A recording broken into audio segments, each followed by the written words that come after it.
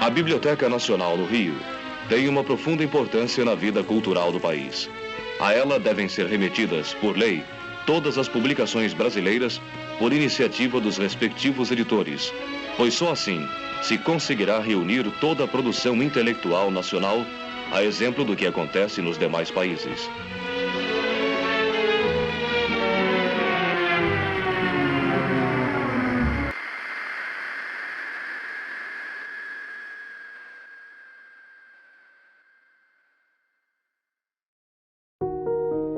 Censurados, livros vetados pela ditadura militar, é uma reedição, no formato virtual, de uma exposição realizada em 2018, pela então Diretoria de Coleções Especiais e Obras Raras, atual Biblioteca de Obras Raras, Fausto Castilho.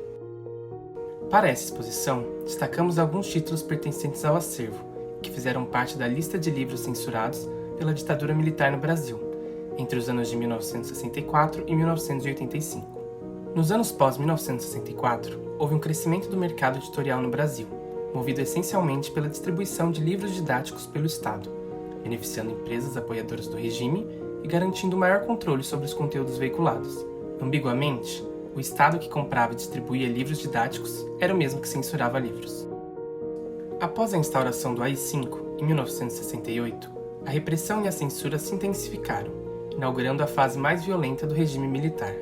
Entre as várias medidas de cerceamento de direitos, o AI-5 previa fechamento do Congresso, suspensão dos direitos políticos e garantias constitucionais dos cidadãos e intervenção federal nos estados e municípios. Os militares se utilizavam dos serviços do Departamento de Ordem Político e Social, o DOPS, órgão nacional responsável por manter a ordem militar e reprimir movimentos de esquerda, sindicais e sociais, e os cidadãos suspeitos de subversão eram levados aos quartéis do Destacamento de Operações de Informação do Centro de Operações de Defesa Interna, o DOI-CODE, onde eram interrogados e, por vezes, torturados e mortos.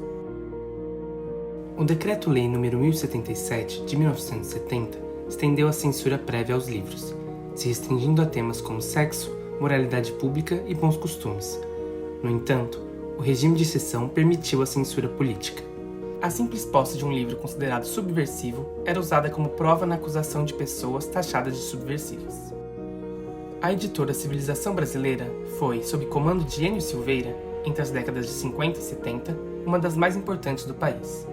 O conteúdo de economia, sociologia e política, publicado pelo selo, fez da editora Civilização Brasileira uma das mais importantes editoras progressistas da época. Uma importante série de publicações da editora foi a coleção Cadernos do Povo Brasileiro, publicada entre 62 e 64, que consistiu em uma série de 24 livretos que tratavam de temas centrais para os movimentos sociais. O quinto volume se destaca pelo momento de sua publicação. Quem dará o golpe no Brasil?, escrito por Vanderlei Guilherme dos Santos, foi publicado em 1962, 2 anos antes do golpe que instaurou a ditadura militar. Para o autor, o panorama que torna possível o movimento golpista é a forte presença dos movimentos populares, que, insatisfeitos com o governo, se tornam uma ameaça para a minoria dominante. É a partir deste quadro geral que o autor se aprofunda em algumas questões centrais, como as falácias do discurso defensor de um governo forte, o fracasso histórico das ações totalitárias, a tentativa dos inimigos do povo em ir contra o curso da história e a importância da luta do povo.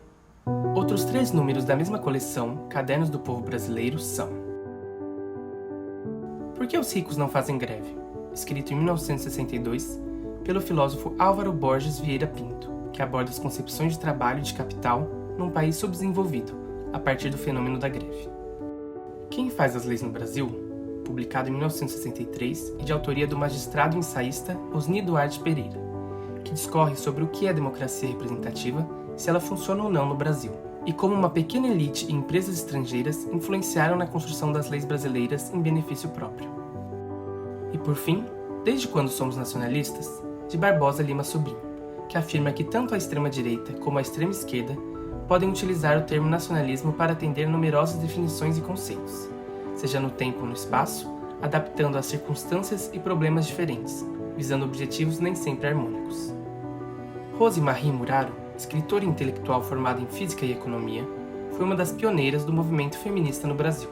Ela discutiu temas considerados tabus, como corpo e sexualidade, denunciou injustiças, questionou padrões considerados femininos e lutou pela autonomia e liberdade das mulheres. Em sua obra A Mulher na Construção do Mundo Futuro, publicado em 1967, Rosemarie levanta alguns problemas sobre a condição da mulher brasileira, ligando a opressão da mulher à opressão econômica. Segundo o censor, a obra era um incitamento à subversão da ordem político-social do país, devendo ser tomadas medidas que evitem a proliferação de tais ideias. Na obra 113 Dias de Angústia, Impedimento e Morte de um Presidente, o jornalista e secretário de imprensa do então presidente Costa e Silva, Carlos Chagas, revela os bastidores do poder num estado de exceção, desde a edição do AI-5 até a morte do presidente Costa e Silva, em 1969. Torturas e Torturados, de 1966, reúne investigações, depoimentos, trechos de reportagens e documentos que denunciavam o uso da tortura já nos primeiros meses da ditadura, durante o governo do general Castelo Branco. Seu autor, o repórter Márcio Moreira Alves, a princípio apoiou o golpe. Porém, com a decretação do primeiro ato institucional, tornou-se um opositor. Em 1966, se elege deputado federal após denunciar a tortura contra os opositores do regime. Em setembro de 1968, discursou na Câmara contra a invasão da Universidade de Brasília pela Polícia Militar. Seu discurso radical fez com que o Supremo Tribunal Federal encaminhasse um pedido de cassação de seu mandato à Câmara, que o rejeitou. Esse episódio teria servido de estopim para a instituição do AI-5, em dezembro de 1968. Em Câmara Lenta é um livro de memórias do ex-militante político Renato Tapajós, que ficou preso de 1969 a 1974. O livro foi escrito em 1973, ainda durante a prisão e depois de saber da morte da ativista Aurora Maria Nascimento Furtado, durante uma sessão de tortura. Esse é o único caso em que o autor foi preso pelo conteúdo de seu livro antes da proibição do mesmo. De acordo com o ofício do delegado Sérgio Fleury, do DOPS, o livro violava a Lei de Segurança Nacional, por fazer apologia ao terrorismo, à subversão e à guerrilha. Feliz Ano Novo é uma coletânea de 15 contos publicada em 1975. O fato do autor, Rubem Fonseca, na época ser delegado de polícia no Rio de Janeiro, permitiu que constatasse o crescimento da violência urbana na cidade. No conto que leva o mesmo nome do título, Fonseca expõe a marginalidade, a violência brutal e gratuita e o descaso pela vida. De acordo com o censor, dentre os motivos da proibição estavam o objetivo de focar a face obscura da sociedade, com personagens portadoras de complexos vícios e taras, delinquência, suborno, latrocínio e homicídios, sem qualquer referência a sanções, além de rápidas alusões desmerecedoras aos responsáveis pelo destino do Brasil e ao trabalho censório. Assim como Feliz Ano Novo, Zero, um romance pré-histórico, publicado em 1975 e de autoria de Inácio de Loyola Brandão, também é um livro marcado pela violência, composto por um conjunto de pequenas histórias que graficamente também se apresentam de maneira fragmentada. Para Heloísa Buarque de Holanda, Zero é uma grande alegoria do estado violentado e desagregado de um país que ainda espera por sua história. Plínio Marcos era considerado um autor maldito pela ditadura, por abordar temas considerados tabus, tal como miséria, marginalidade, sexo e homossexualidade. Em Inútil Canto e Inútil Pranto pelos Anjos Caídos, estão reunidos 3 contos. No primeiro, é tratada a situação carcerária humilhante dos presidiários. No segundo, a perda de identidade dos índios. E no último, aborda histórias sobre os meninos que se aventuram nas peladas, em busca de um lugar ao sol no mundo do futebol. A atuação da censura não se limitou às obras literárias. No ano de 1970, o Serviço Nacional de Teatro encaminhou 20 peças de dramaturgos brasileiros para a Divisão de Censura de Diversões Públicas, para serem analisadas e posteriormente impressas na forma de livro. 4 foram vetadas.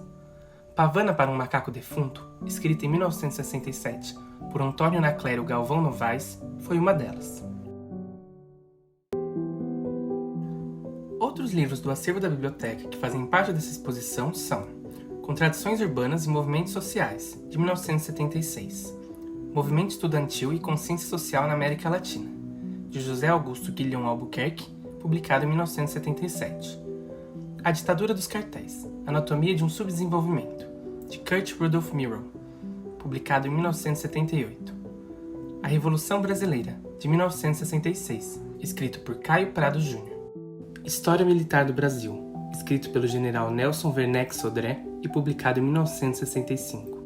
A censura oficial era exercida pelo Ministério da Justiça, por meio do Serviço de Censura de Diversões Públicas. A tentativa de controle ideológico pelo Estado só não foi maior devido à falta de estrutura necessária. O número de censores era pequeno e sem preparo intelectual condizente com a tarefa a ser executada, resultando numa atuação confusa, sem critérios, com apreensões e coerções físicas. Por isso, a maioria dos livros proibidos foi resultado de denúncia feita após a publicação. Entre os anos de 1970 e 1982, o Departamento de Censura de Diversões Públicas analisou oficialmente pelo menos 492 livros, dos quais 313 foram vetados. Segundo Zuenir Ventura, em seu livro 1968, O Ano que Não Terminou, somente durante os 10 anos de vigência do AI-5 foram censurados cerca de 500 filmes, 450 peças de teatro, 200 livros, 100 revistas, mais de 500 letras de música, programas de rádio e capítulos e sinopses de telenovelas.